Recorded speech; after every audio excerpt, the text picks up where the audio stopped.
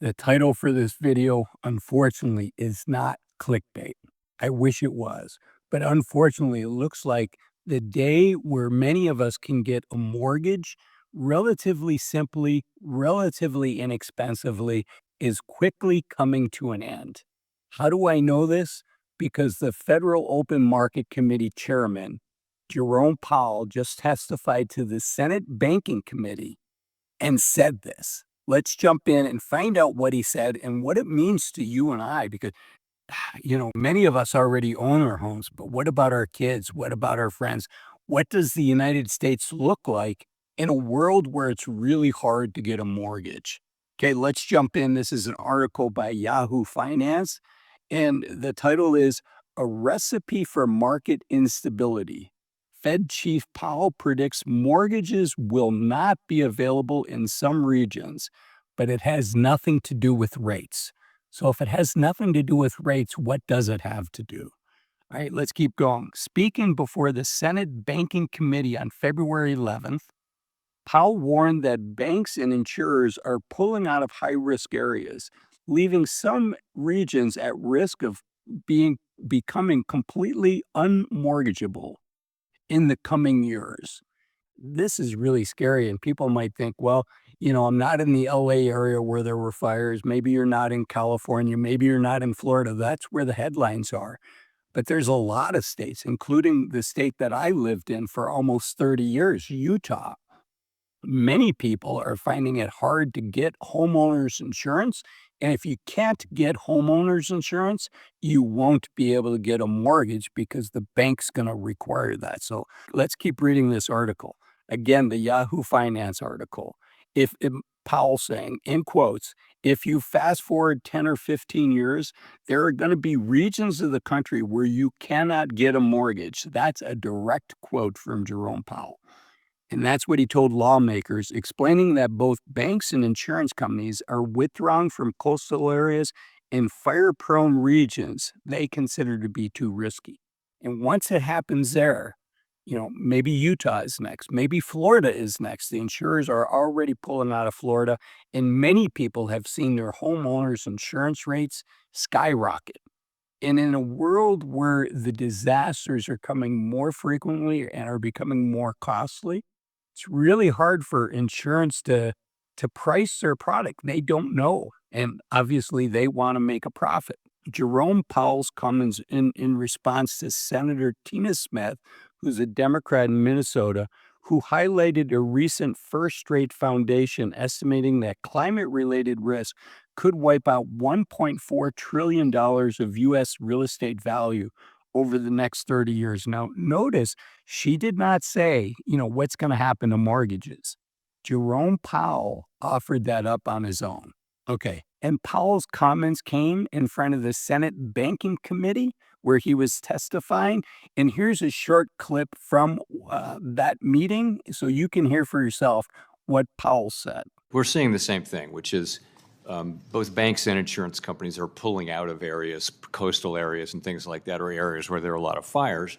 So what that is going to mean is that, if you fast forward 10 or 15 years, there are going to be regions of the country where you can't get a mortgage, there won't be ATMs, there won't, the banks won't have branches and things like that. Right. That's a possibility coming up down the road.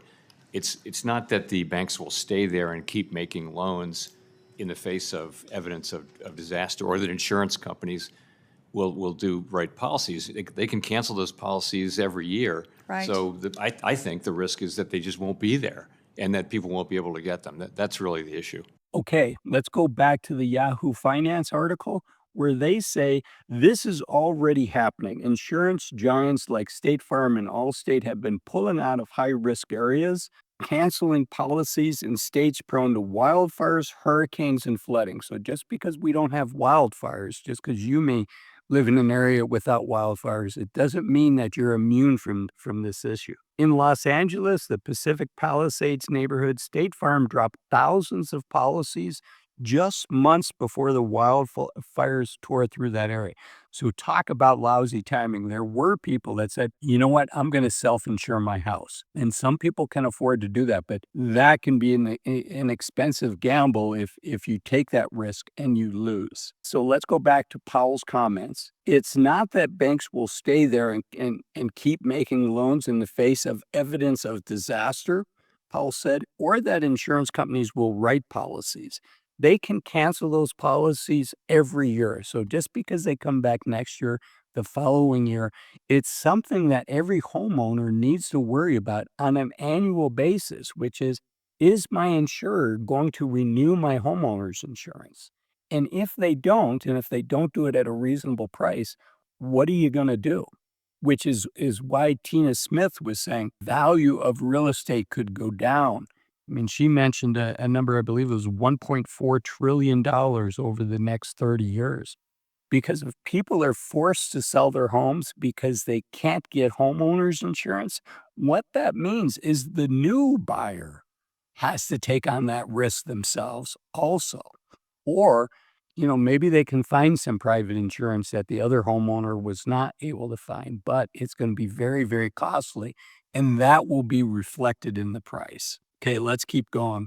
This is a crisis that could crush home values. Yahoo Finance goes on to say that Tina Smith pointed out that when insurance becomes unaffordable or simply unavailable, how home values plummet, creating instability in both the rental and the mortgage market. Powell did not dispute that risk, acknowledging that the state and local governments are already stepping in where private insurers have walked away.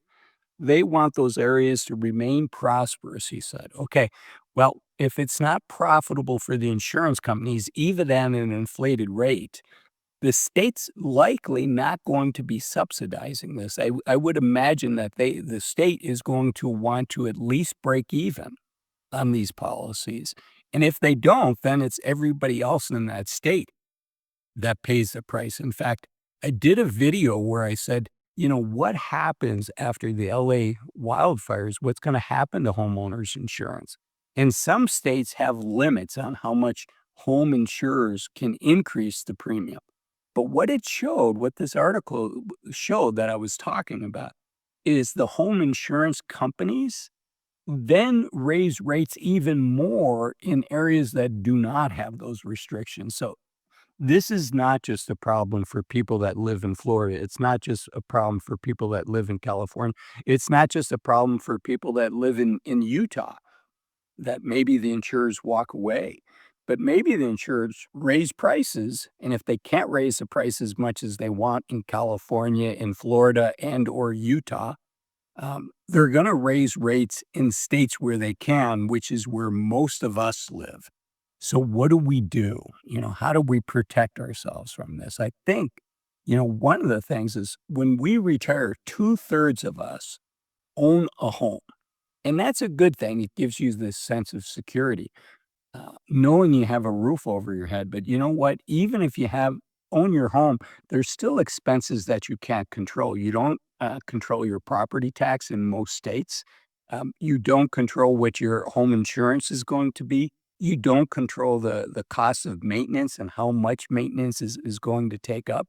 So it's a big issue, and something like this is worth thinking about. Should I own my home in retirement, or should I transition to renting? And there's no right or wrong answer for that. There's certainly no one answer for everybody, but it is something worth thinking about. If the world changes, and it is, what does that mean to these old adages, these old rules of thumb that you and I grew up with, which is, when you retire, you want to own your home. Well, maybe the world's different, and maybe we need to rethink that. And another thing we need to rethink is when we retire. The adage has been retire at 65. But you know what? Many of us lose our health much sooner than what we think we're going to. And that's why I made this video here where I talk about that and why waiting to 65 to retire might be a big mistake. I'll see you in that one. Thanks for watching this one. Bye-bye.